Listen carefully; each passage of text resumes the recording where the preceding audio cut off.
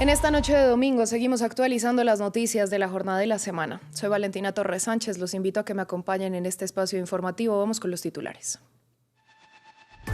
En Perú, el Jurado Nacional de Elecciones decidió ampliar la jornada electoral hasta el lunes 13 de abril en los centros de votación que no abrieron por falta de material.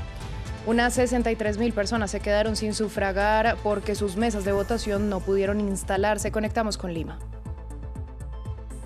El Comando Central de Estados Unidos anunció que a partir del lunes empezará a bloquear todo el tráfico marítimo en todos los puertos en Irán, sin impedir la navegación de los buques que transiten por el estrecho de Hormuz. A su vez, el gobierno iraní dijo que estuvieron muy cerca de un acuerdo en las negociaciones en Pakistán. En Hungría finalizó la era de Viktor Orbán. El primer ministro felicitó a su rival Péter Magyar, que se impuso con una victoria aplastante en las elecciones de este domingo. Líderes europeos celebraron la victoria del opositor, quien dijo que recuperaron el país.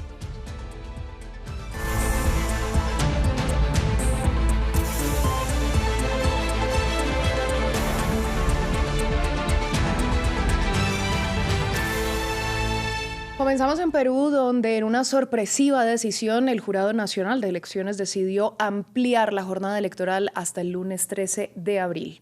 La medida se producirá solo en los centros de votación que no abrieron por falta de material. Estamos hablando de 211 puntos en los que unas 63.000 personas no pudieron sufragar. Conectamos en Lima con Francisco Zacarías, corresponsal de France 24. Francisco, buenas noches. En medio de esta incertidumbre, ¿qué detalles se conocen de la ampliación? Y también, ¿ya se han pronunciado sobre si se suspende el conteo de los votos que fueron emitidos más temprano? Buenas noches. Acá estamos en los exteriores del Jurado Nacional de Elecciones. Nos han señalado algunos oficiales de alto rango que han recibido información de inteligencia que una turba de ciudadanos está en camino para ejercer una fuerte protesta ante lo que ellos denominan una burla al proceso electoral y una falta de credibilidad de todos los organismos electorales al haberse presentado esta irregular situación de que comenzaron a postergarse el inicio del proceso electoral y posteriormente muchos ciudadanos no pudieron ingresar a diversos centros de votación porque sencillamente les decían que no se iban a realizar las elecciones y ellos se sintieron muy defraudados porque desde tempranas horas de este domingo ellos acudieron a los locales de votación y se produjo esto. Entonces, ha sido tan airada la protesta que primero iniciaron ante la Oficina Nacional de Procesos Electorales y ahora se dirigen a este lugar, según informaciones de inteligencia que ha sido compartida por la policía, y ellos están reclamando que esto se realice lo más pronto posible. El Jurado Nacional de Elecciones ha dicho que va a completar la jornada electoral y estos ciudadanos están exigiendo, bueno, si las elecciones van a continuar, entonces que los medios de comunicación y los partidos políticos cesen de hacer cualquier tipo de propaganda política, divulgación de las encuestas, de qué candidato está encima de qué posición y que todavía no se dé información más al respecto, que esto no pueda influenciar en los votos de aquellos ciudadanos que todavía no han podido sufragar. Esto evidentemente va a dar más letargo, va a demorar más el conteo de votos. Nos señalaban desde temprano los ciudadanos que estaban protestando en los alrededores de la Oficina Nacional de Procesos Electorales que el proceso en sí ha sido lo más confuso, que hay muchos ciudadanos que no han sabido cómo llenar la cédula de votación y que un minuto, que ha sido el tiempo que han dado para que cada elector llene el cédulón, le denominan porque es 42 centímetros por 44, que había tanta cantidad de recuadros con fotografías, nombres de candidatos y los números que ellos debían marcar, que ha sido muy confuso y la mayoría ha cometido errores y esto va a impedir un conteo efectivo de los votos. Nos señalaban que esto, al ser actas que todavía no estaban clarificadas, iba a proceder un proceso en el cual se derivaba al Jurado Nacional de Elecciones, este lo enviaba a su vez al Jurado Especial Electoral y una vez que la tacha o digamos la conjetura estuviera resuelta, recién retornaba a la Oficina Nacional de Procesos Electorales para que a su vez continuara el conteo de votos. Precisamente están comenzando a llegar los ciudadanos que están protestando y están exigiendo la salida del presidente del Jurado Nacional de Elecciones, asimismo la salida del jefe nacional de la Oficina Nacional de Procesos Electorales. Ellos están reclamando que ha sido un proceso electoral no claro y que es muy sospechoso que, habiendo programado los organismos electorales que los centros de votación estén de una manera disponibles a partir del día viernes, el día domingo se haya demorado todo esto y las cosas no están claras para los ciudadanos. Están reclamando que las cosas no están claras y están denunciando un fraude, que todo esto ha sido de alguna manera no prudencialmente realizado por los organismos electorales. Francisco, muchas gracias por esta ampliación. Sin duda estamos muy pendientes porque pese a que el anuncio de las autoridades se dio más o menos entre las 7:40 y las 7:43 de la noche, el último boletín con actualización del conteo de votos es de las 7:55 de la noche hora local, así que sin duda les estaremos ampliando todo lo que ocurra en Perú al respecto. En otras noticias, hablamos del más reciente comunicado del Comando Central estadounidense que informó que a partir de las 10 de la mañana del lunes, hora del este de Estados Unidos, empezarán a bloquear todo el tráfico marítimo de entrada y salida en los puertos iraníes. Puntualizaron que el bloqueo se aplicará a todos los barcos de todas las naciones, pero sin impedir el libre recorrido de los buques que transiten por el estrecho de Hormuz hacia y desde puertos no iraníes. Ampliamos en el informe. Luego de las fallidas negociaciones en Pakistán, comenzaron las represalias estadounidenses. El presidente Donald Trump anunció que desde las 10 horas del este del lunes, la Armada bloqueará el tránsito de barcos que entren o salgan de puertos iraníes. Así lo anunció el Comando Central en un comunicado. El bloqueo se aplicará de forma imparcial a los buques de todas las naciones que entren o salgan de los puertos y zonas costeras iraníes, incluidos todos los puertos iraníes del Golfo Pérsico y el Golfo de Omán. Las fuerzas del CENTCOM no impedirán la libertad de navegación de los buques que transiten por el estrecho de Hormuz con destino a puertos no iraníes o procedentes de ellos. Luego de las frustradas conversaciones para llegar a un acuerdo que se extendieron por 21 horas, también hubo reacción del ministro de Exteriores de Irán, Abbas Araghchi. El funcionario catalogó los diálogos como intensos y agregó que fueron los de más alto nivel en 47 años. Cuando estábamos a solo unos centímetros del acuerdo de Islamabad, nos encontramos con maximalismo, cambio de metas y bloqueo, cero lecciones aprendidas. La buena voluntad engendra buena voluntad, la enemistad engendra enemistad. Pese a los anuncios y amenazas, la posibilidad de continuar negociando no fue descartada por Trump. En una entrevista con Fox News, el republicano afirmó que cree que Irán buscará retomar las charlas, las cuales fueron, según sus términos, muy amistosas. Entre tanto, en el otro frente de la guerra, el primer ministro de Israel, Benjamin Netanyahu, se desplazó al norte del país, en la frontera con Líbano. Allí se dirigió a las tropas y aseguró que la guerra contra Hezbollah continúa.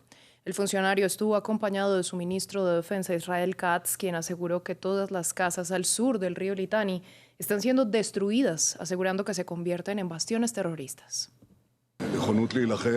La guerra continúa, incluso dentro de la zona de seguridad en Líbano, donde estuve hace poco. Gracias a esta zona de seguridad hemos frustrado la amenaza de una invasión desde Líbano. Estamos repeliendo el peligro del fuego antitanque y también lidiando con el fuego indirecto, pero aún queda mucho por hacer. Hemos realizado un trabajo extraordinario, logrado enormes éxitos, pero aún hay más por hacer y lo estamos haciendo. Líbano sigue bajo ataques israelíes. Desde la reapertura del frente libanés en nombre de la lucha contra Hezbollah, el ejército israelí ha matado a 165 niños, entre ellos una bebé de 1 año y medio, en el funeral de su padre, que también fue víctima de un bombardeo israelí. Samuel Salgado nos cuenta la historia. Nació en la guerra y murió en la guerra. Así es descrita Talin Said por su familia. Esta bebé de 1 año y medio murió por un ataque israelí durante el entierro de su padre, que también murió en un bombardeo israelí la semana pasada en la milenaria ciudad de Tiro, en el sur del Líbano. Este domingo la familia Said se reunió para recoger los cuerpos de la bebé, su padre y otros 2 familiares, envueltos en tela verde. El abuelo de la bebé, herido por las bombas israelíes, acompaña en el hospital a su otra nieta, hermana de Talin, que sí sobrevivió. Dijeron que era un alto el fuego. Como toda esa gente, fuimos al pueblo. Fuimos al cementerio a rezar por los mártires y luego volvimos a casa. Rezamos, nos fuimos, estábamos recogiendo los cristales, recogiendo todo.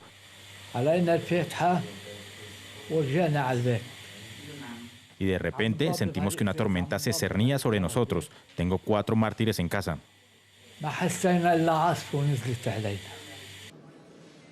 El ataque contra la casa de la familia Said en la aldea de Srifa tuvo lugar el pasado miércoles, el primer día del alto el fuego entre Estados Unidos e Irán, que muchos en Líbano esperaban que también se aplicara en su país.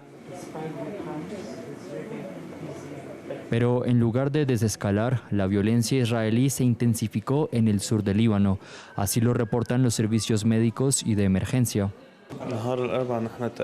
El miércoles recibimos a unos 50 pacientes. 12 de ellos necesitaban cirugía de inmediato y el resto eran casos de gravedad moderada, incluyendo 6 niños. Fue un día muy duro.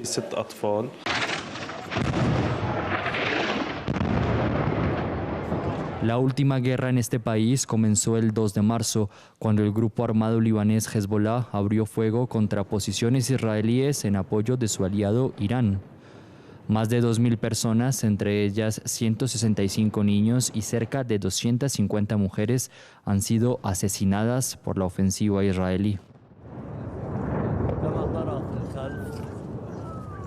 Vamos ahora a cambiar de tema. Nos desplazamos a Hungría porque se acabó la era del primer ministro ultranacionalista Viktor Orbán. Con un escrutinio de más del 96%, el partido opositor TISA, liderado por el conservador Péter Magyar, logró una mayoría superior a los 2/3 en el legislativo. Orbán reconoció su derrota y felicitó a su contrincante, quien aseguró que recuperaron el país. Erika Olavarría, enviada especial de France 24, nos dio más detalles.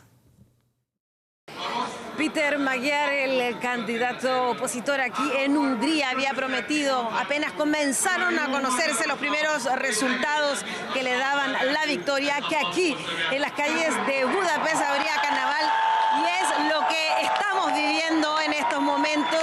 Varias decenas de miles de personas se han ubicado aquí en las riberas del Danubio, frente justamente al Parlamento de Hungría, para celebrar esta victoria que esperaban después de 16 años, pero que creían podía no ocurrir debido al carácter poco democrático de las autoridades de Hungría y del régimen de Viktor Orbán. Se acabó, me decía un joven, se acabó. Otros se paseaban con banderas del país, pero también de la Unión Europea, y ustedes pueden ver la felicidad. La gente no puede contenerse.